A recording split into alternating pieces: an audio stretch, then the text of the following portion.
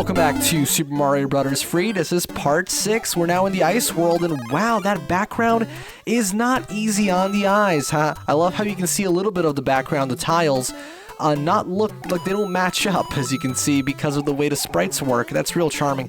Oh, god damn it. Yeah, this is hard to look at. Holy shit. That's a really oh, fuck. What just happened? Oh, that's what Mario looks like when he's got the freaking star. Okay. Yeah, he can do a Sonic spin jump, and that's where... Isn't that where... What was it? Super Mario 7? No. Wasn't there some weird ROM hack that was like So Mario? So Mari? What was it? It basically was like a ROM hack for the NES that was like... It was Mario, but it's actually Sonic. Remember Sonic Adventure 7? Damn, Sonic Adventure 7 was so fucking good. You know, the levels in Sonic Adventure 5 were a little bit too short for my liking, and they had this really edgy antagonist, I mean, who wasn't really all that big of a deal. Also, Sonic Adventure 4 really overdid it with the extra missions. Also, I have no idea what the fuck they were thinking with Sonic Adventure Free. I mean, really, guys? A human love interest? Like, seriously? You know, it's funny because, like, some people genuinely consider Sonic 06 to be Sonic Adventure Free, and if you really look at it that way, it is very much an adventure game. It's the swan song, more like Ugly Duckling song of the, of the adventure formula, but if you think about it, it is, like, the last game of its kind. The last ever Sonic game to not include any 2D sections. I'm trying to think. No, even Secret Rings has 2D sections. Like, even the non-traditional ones do. Apart from, like, the racing games, of course. Imagine if, like, you're playing Team Sonic Racing, or the now... I'm gonna date the fuck out of this recording. You can tell when I recorded this. The recently announced, what was it? Sonic, Racing Crossroads, which for some reason they're marketing with Shadow. I get that it's, like, the year of Shadow or something now, but, why? Like, did we forget that Sonic even exists? It's weird, just call it... You know, for some reason, just from like the few seconds of that trailer that they showed, they haven't shown any gameplay, but I get the feeling that it's gonna be an open-world driving game. I know it's not. It's not gonna be an open-world driving game, but like the way it's presented has a very like old-school Need for Speed vibe to it, with the car in the garage and the way he starts the engine and stuff. For some reason, I feel like it's going to be an open world driving game. I know it's not going to be. It's going to be a typical track by track, or maybe there might be you know what? Because of the success of Frontiers, and because Shadow Generations had slight open world elements, not to mention Sonic is no stranger to that. I mean, remember Adventure 1? Even 06 did it too, and Unleashed. There might be, like, imagine if they put a hub world in it where you can, like, drive around, or even just walk around. I mean, why couldn't they? I know Sumo Digital is going to make it, 100%. You know, Sumo Digital are the Sonic Racing guys. Although I would be interested to see what Sonic Team could come up when it comes to a racing game again. I don't know. Traveler's Tales? Can we get a Sonic R remake? I don't know. That game is actually low-key kind of cool. And not just because of how technically impressive it is, but still. Yes, I'm going for as many stages as I can, as I've already said. But anyway, I would be... I don't know. Would it be impossible for them to collaborate with Sonic Team or just ask them for the engine and the assets to just make, like, 2 sections to the game. You know, the driving parts and parts where you just control the character normally and you just play identically to Shadow or Sonic Frontiers. You know? Come on, that's gotta be possible, right? Unless there's some, like, contractual legal reason, like, no, Sumo Digital cannot have access to the technology that Sonic Team uses for reasons. I could see that happening. I could see that being a possibility. You know, game development is kind of weird when it comes to the legal side of things. I mean, game development is kind of crazy in of itself if you really think about it, because it's like you're writing lines on a screen that make a character move around. It's just kind of like, what the fuck? I think that's why, like, in my head, game development is something so daunting, because the aspect of coding, you know, having to develop in this way. Not to say that you can't make a game about actually doing that, because there's plenty of toolkits which allow you to basically make you know, something that's not quite as high level, but still like a video game without even writing a single line of code. But you know, it's not quite as it's a little bit limited, right, as to what you can do. you're stuck with whatever the designers have come up with instead of like, you know, whatever the guy who invented Python or C++ came up with. Because even then, even in programming, you're still limited to that. But those limitations are, I imagine, far fewer because you have all of these different tools and functions and things that you can tell the program to do, assuming you know how to do it right. All these ifs and get states and all that shit. I've been dicking around with auto hotkey, and it's like, you know, I can actually use my hammer. Let's do this level anyway just to show it off. But I can use my hammer on that, oh, for fuck's sake, on the stone, and maybe I have to do that? What if that's like the only way to oh. Shit. Okay, cool. Well, that's how we're gonna have to do this section. Okay, let's do that again. Let's just try not getting hit, though, okay? Because it only starts to move when you... There you go. You know, I recently checked out this really cool game. It was on the Wii U. I think it's also on Steam. It's also on, I think, on Switch as well. It's called 140. It's really interesting because I went to... that's how I find a lot of my games. I go to Moby Games and just kind of sort by a random year and a system, right? I just like, okay, I want a PS free game from 2009 or something like that. You know what I mean? Or an Xbox 360 game or a PC game from whatever. And, for fuck's sake, that should have counted. Those discs do look really cool, though. And I found this game 140, and it only has like a... God damn it. It only has a Moby score of like 6.0, which isn't great, which is weird because I've been playing it. In fact, maybe by the time you're seeing this video, you've already seen me do a Focus on B on it because I've already made the thumbnail. Like, I'm already ready to go for that game to be done into a Focus on B, made into a Focus on B. Yeah, I really like it so far. It's like for fuck's sake, it's basically a rhythm game where the music is tied to how the environment moves. It's not the most unique concept. It has a very, very simplistic presentation. I was actually looking for a game to Let's Play, and I was thinking of that one, but no, the presentation is too simplistic for it to really be able to carry a whole Let's Play series, if you ask me. I don't have super high standards when it comes to what kind of graphics I want in my game, but still, I feel like that just those basic geometric shapes, it's not enough. Although the game's style is very good. It's like a modernized, polished, like actually rendered in real graphics, you know, raster version of the Atari 2600 aesthetic, if that makes sense. It's really appealing, honestly. I really do like it. And the music is, well, it's not really to my taste, but it is cool and it makes total sense for the gameplay, too. Although, maybe doing commentary for it will be a little bit tricky because, well, commentary on rhythm games is kind of hard. I don't know if you've noticed. You know, whatever happened to RJ Waters 2? So he's this guy who made this really great text-based commentary, because it's really the only way to do it because it's a rhythm game. This text-based commentary of the original Parappa the Rapper and and Jammer Lammy. But he never did Parappa 2. I'm not sure why. I've seen people speculate as to the exact reason as to why, but I'm not going to try and just make shit up just for the sake of it. It is upsetting. I imagine maybe he just doesn't have the means necessary to remove the subtitles from the game. Because that's what he did for Jammer Lammy.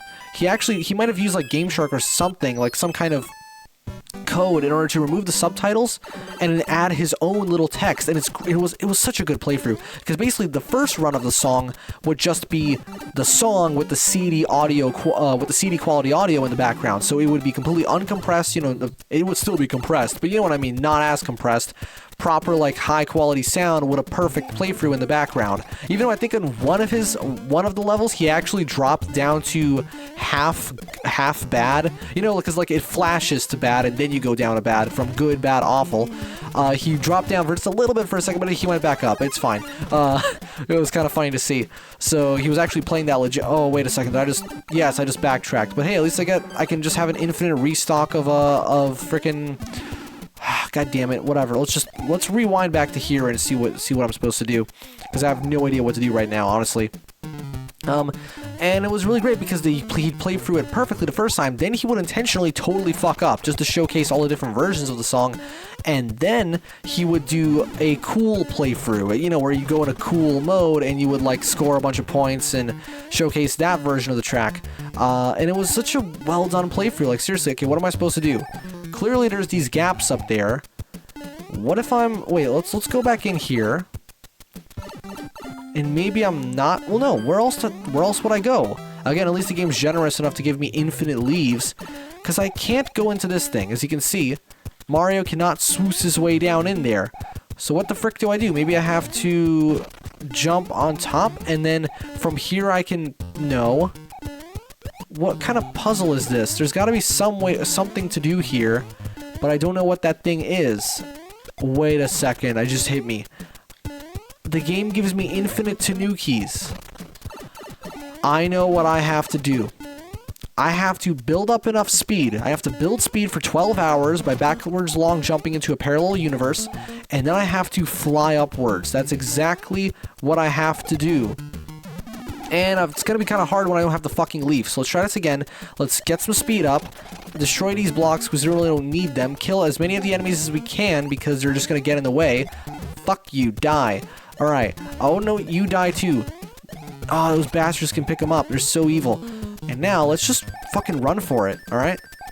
While Mario still has the... There you go. No, it didn't work. Okay, we have to do it again. Build some speed, and then...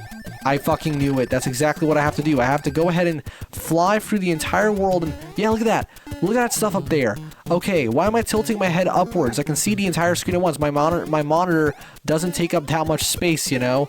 Imagine actually like playing a video game on a screen so large that you genuinely have to physically tilt your head in order to see what's happening. That would be quite something, you know? For some reason when I was a kid, I used to think that was like the coolest thing. Now I understand just how impractical it is. Like, back then I was like, I was fascinated by the idea of hooking up a TV to my computer, and I used to do that genuinely. Just whatever TV I could find, I would hook my laptop up to it at a friend's house or my own place or whatever it might be. I would just try different screens, and I realized something. You're not supposed to use a TV as a monitor. They don't work. They do, but it's just the scaling isn't right. There's latency. There's, because they're not meant to process. They're not meant to be used as devices with low latency because they just inherently have that. What the fuck am I supposed to... You puzzling... That's why they give you so much time for the stage, so you can have enough time to grab one of these Koopa shells, hopefully before the... there you go, I got it. I think this was the point in development when they realized that they have to justify the fact that they allow Mario to grab Koopa shells at all. So they did that, and now slide under there. There you go, and that should please be the end of the level. Yeah, that's the end of the level, right? Of course. There you go, a little bit of a puzzle situation going on, but it wasn't too difficult. That's nice. Alright, cool. So yeah, for some reason I just used to be absolutely fascinated by the concept of using a TV as a screen. Probably because I never had a console, because that's just how it is for consoles, right? But I don't know, it's just I would stick my freaking, HDMI or VGA or whatever into any TV I could find, and... I mean, there was a cool factor to it, like, oh, look at me, I'm playing Need for Speed Most Wanted at like but the thing is, I didn't even take the resolution into account, so I would often just be playing it at a worse pixel density, because I'd keep it the same resolution, but it would just be blown up more, so it would look bigger, but it was actually not as crisp, it was pretty much objectively worse. Something I'd never do now. Now I'm all about, keep it the exact same as it should be. I don't know, you motherfucker. Alright, maybe I should have been paying attention. Shouldn't this water be frozen? If this is Sub-Zero, if there's ice, then, to be fair, water can still be liquid even when there's ice, like in the real world. Because moving water is warmer than... Is that actually true? Is moving water... I mean, I imagine it would be because physics. I don't know. I don't know physics that well, other than the fact that blue balls go down faster when they're in 2D instead of when they're in 3D. Because in 3D, there's no physics engine, apparently, despite the fact that no game can exist without a physics engine. There's just good and bad ones, and a bad one would actually make the game unplayable. I don't fucking know what I'm talking about. I do like how... I'm pretty sure this wasn't intentional on the developer's part. It's probably just another NES limitation, but I like how the pipes look like they're covered in ice. That's probably not actually an effect, that just, it happens to be that way. But it is kind of neat. Oh, you dicks, but I'm small Mario, so I can avoid you very easily. Oh shit, that pattern with the diamonds looks really nice, honestly. Oh, and now we're back to the really hard to look at background. There you go. Get out of here. Okay, so far the Ice World isn't actually as absolutely abysmal as I thought it would be because it's the Ice World, and everyone knows the Ice World is bad. But so far it's actually fine, to be honest. Let's go ahead and check out this blue toad house. Wait, does that mean it's a poison mushroom house? The poison mushrooms from Mario Lost Levels? I always find it funny when they call it that, when they call a game like Lost whatever. when most of the time the content is purpose-built just for that part of it. Because it's true, like, yeah, every game goes through different stages of development and stuff is removed as well as added. But I just find it funny because, and like Doom 64 has like the lost levels that were added more recently. And you fucking know they weren't lost levels, they were developed specifically for the game, for this version, right? So, I find that really funny. It's like, no, these are not lost in development levels. I mean, Unreal Returns are not poly, might as well be the lost levels of Unreal, because genuinely, yeah, like, those are levels that were meant to be in the game. A lot of them, not all of them, but some of them. You can really tell because of how schizophrenic the levels can be, but I've already, I don't know, at this point, my playthrough might be done or halfway done of that game. It's only 8 parts. And I really enjoyed it. I really like Return to Not Poly. Like, the original is overall better. That game makes me feel like no other game does. It gives me fucking goosebumps every time I play it. It's just an incredible experience, Unreal. I'm not just saying that because it's not super popular. Like, everyone knows the Unreal Engine, but not that many people know about the original Unreal. But at the same time, it's no. It totally is deserving of that. It's an absolute fucking masterpiece. I think I prefer it over Half-Life. Like, Half-Life is a game I respect a lot, and I enjoy playing it from time to time, but Unreal is just... I guess I like mystical, fantastical sci-fi over just straight-up science fiction that's semi-grounded in reality. You know, like, it has, like, a realistic setting, if that makes sense. Obviously, nothing that happens in Half-Life is realistic. It's all just a bunch of made-up, like, scientific mumbo-jumbo that's not actually real, even though I believe in Black Mesa... They went the extra mile and included genuine physical equations and other such, I mean, like, physics-based writing, whatever it might, like mathematical stuff as well, on the blackboards and whiteboards. Like, they were actual theories and stuff that you would see in a real science laboratory, I guess. I don't know. Like, some guy in the comments was like, I'm a physicist, and I can tell you those are real. And he wasn't bullshitting. He actually went on to explain exactly what each one was. Not that you can't bullshit that as well, but still, let me, actually whip out the hammer and see if I can use it on this. Oh, fuck. I accidentally used the star, which is absolutely useless in a level like this. Oh, okay, good, jeez. When I saw the pattern of the level design, for a second I thought that it doesn't last very long, does it? I thought that this was going to be like Mario 1, where there was that one level where you have to guess the pattern. No, that's not the case. I can't believe games used to have that kind of level design. Jesus Christ. You know, there's always been this thing in my head about whether or not I should consider a re-release of a game, especially a substantial re-release, as a new experience at all. Because that's the thing that really pisses me off, that kind of artificially limits how many things we find new. Not artificially, it genuinely does do it, but the fact that we are able to, like, as people, we are able to recognize true novelty and fake novelty, as in, like, when a game gets re-released, and even if it's shinier or whatever, it has, like, new, like, graphics and stuff, or a little extra content, even then, it'll still be the same game, you just tell yourself this is the same thing. And on one hand, it's like, I wish that weren't the case, because then I would feel like there's so much more out there than there really is. Like with Doom 64, I'm like, right now I'm playing through it, and I think I'm going to do a focus on B on it. In fact, I might have already done that as far as you're concerned, because again, upload schedule, blah, blah. And I really want to consider the Night Dive Studios version like a new game, especially because it does have new content, but it's not a new game. Like, we all know it's not. It's Doom 64, but on PC and also other platforms, and it's very well done. In fact, with the new controls and stuff, it feels almost like a new game, right? And 60 FPS and some new graphic settings and FOV settings and stuff. It's really great, but you know it's not actually new, even though you kind of wish you could just call it something separate just because, you know, and I kind of like it when games do that sometimes because it feels like it's trying to, well, because it's bullshitting you, obviously. Like when a game gets re-released on a console from PC to console, and it's like, oh, it's the same game, but it's got a subtitle now or something. Like, what was it? Didn't they do that with Return to Castle Wolfenstein on PS2 and Xbox, where it was like, Operation Resurrection or some shit like that. Even though it did genuinely come with a second campaign, I believe. Or wasn't there No, Power Slave was always going to be called Exhumed anyway. It's called Exhumed in a different region. You know, I was thinking of actually doing Power Slave. I was actually at work today, and for some reason, one of the computers had Photoshop installed, and I'm not complaining about that. And I went ahead and made like a little mock-up thumbnail for what would it look like if I made a Let's Play of that game, of Power Slave. It was like like a hieroglyphic of a snake. You know, that typical forward-facing snake kind of design where, you know, it's got its, whatever you call it. They look like wings, but you know they're not wings. But part of its body, like, extended to the side and all that stuff. And it looked really cool. But now I'm like, I don't want to actually, come on, get the fuck out, Mario. I don't actually want to play Power Slave, any version, be it MS-DOS, be it PC, be it, you know, Saturn, or, because there's different versions of the game, right? But I don't particularly care for either version. I think I've played the MS-DOS version, which is the more linear one, the one I'd probably like more. And of course, Night Dive made an excellent remaster, because that's just what they do. But still, you know, I just realized something. I'm actually at a complete loss as to how to proceed through this stage, other than just moving forward. I really hope that's enough. But oh god, this level gives me the vibe that just running through it might not be the solution, and I might be screwed. Like, I might have to commit seppuku to... Oh, wait a second, I know what to do. Hut, jump in here. I bet there's gonna be something for me to... There's gotta be a No. No. In fact, look. See that right there?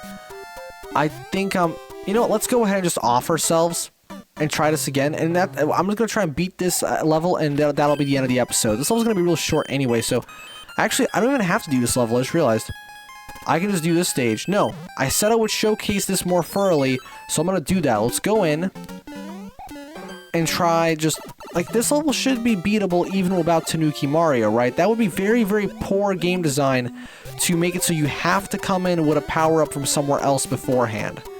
Right? We should be able to go in, even as Tiny Mario, and acquire everything we need in order to complete the stage. So, there we go. We got a mushroom. Fuck no, I imagine we have to keep it. There's probably something going on here that... Oh, idiot. Just run, yeah, just run through. Time it just right. Hold down the button and run. Easy. Alright, we're in here now. The music's really nice, too. It's gonna change? Yeah, it's really cool. Anyway, let's see, we can't go down this pipe. There's all these pipes that just don't lead to anywhere. I'm not sure why they did that. It's kind of confusing. See, occasionally there's like these puzzle elements to the stages in this game, and I can't really say for certain that... Okay, see that block right there? You know, I think I know what I have to do. If my understanding of the game's mechanics is correct. Or maybe I want to find a... Oh, a fire flower. I thought it was going to be a leaf, because I can imagine using a leaf to overcome that by... Oh, actually, can I... God damn it. Okay, that's not going to work. What do we do? No, Mario, don't become a mid to late 90s first-person shooter, and aka... Oh. Wait, is that all it took? Oh, shit, that's all it took. I thought... Because there was a P-switch, right? And I was thinking, oh, shit, now I gotta solve some puzzle. I guess not. Okay, cool. Well, we're done with that. I think we're going to call it a part for this one. That was not as complicated as I thought it would be. Okay, next time we're going to be tackling... Well, actually, we're going to do stage 10 next time. Then we're going to do the castle. Then we're going to move on and blah, blah. We're going to continue playing through the game, and I'm having a really good time. I'm actually so glad I'm doing this, because I've never experienced Mario Free up until this point, and goddamn, I've been missing out. This shit is really clean, really good, really fun. Hard to believe this game is like almost a full 40 years old. So I'll see you guys next time in part 7 with Super Mario Bros. Free.